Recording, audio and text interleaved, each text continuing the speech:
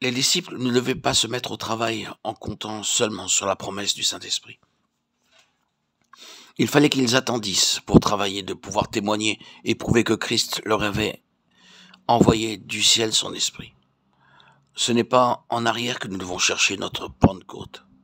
La Pentecôte des actes devait faire connaître à l'Église de Christ les privilèges attachés à la nouvelle économie. L'Esprit de Dieu nous est envoyé comme la pluie qui vient et revient sans cesse, comme le vent qui souffle et doit souffler encore. Attendre, ce mot rend bien ce que doit être le disciple à l'égard de la promesse du Père.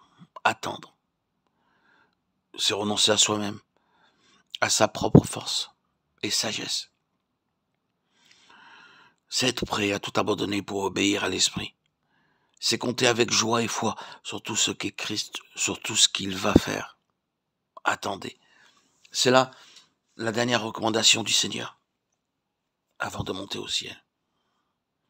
La condition à laquelle devait s'accomplir sa promesse. Attendez. Que ce soit là aussi la disposition habituelle du croyant qui sait que l'Esprit demeure déjà en lui, mais qui désire être puissamment fortifié par la vertu d'en haut. Attendez.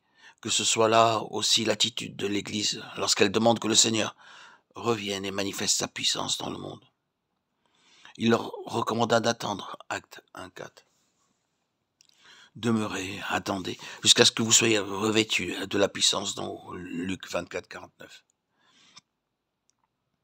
Ainsi que Christ est venu accomplir la loi, l'Esprit vient à présent accomplir et réaliser tout l'Évangile.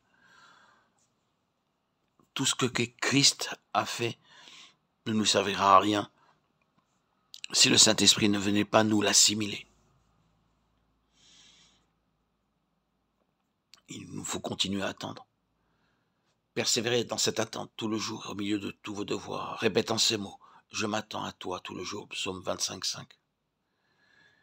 Et vous disant aussi, c'est à la Trinité de Dieu que je m'adresse. Le Saint-Esprit rapproche de Dieu et unit à lui. Renouvelez chaque jour cet exercice de sainte attente et autant que possible prolongez-le. Attendez donc l'accomplissement de sa promesse dans toute sa plénitude. N'estimez pas que ce soit du temps perdu que celui que vous consacrez ainsi à reconnaître votre ignorance et votre incapacité à croire et à attendre, à vous soumettre réellement et pleinement à la domination de l'Esprit.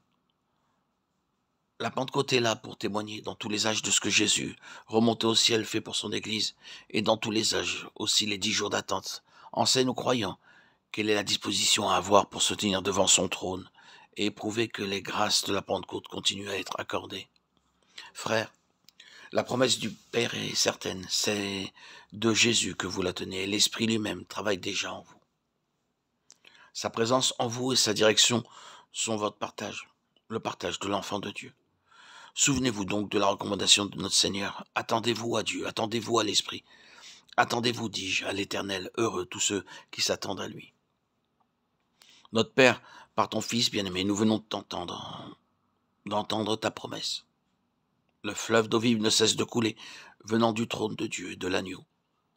Ton esprit vient restaurer nos âmes altérées, car ce sont des choses que l'œil n'a point vues, que l'oreille n'a point entendues, et qui ne sont point montées au cœur de l'homme, des choses que Dieu a préparées pour ceux qui l'aiment, 1 Corinthiens 2:9. Nous avons entendu la recommandation d'attendre ta promesse. Nous te remercions de tout ce que tu en as déjà accompli pour nous. Mais notre âme aspire à la pleine possession, à la plénitude de la grâce de Christ. Notre Père, enseigne-nous à nous attendre à toi, veillant chaque jour au seuil de tes portes.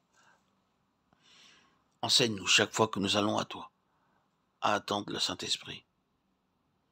Et que, renonçant à toute sagesse et volonté propre, que redoutant l'action de notre propre nature, nous apprenions à nous abaisser toujours plus bas devant toi, afin que ton esprit puisse agir avec puissance.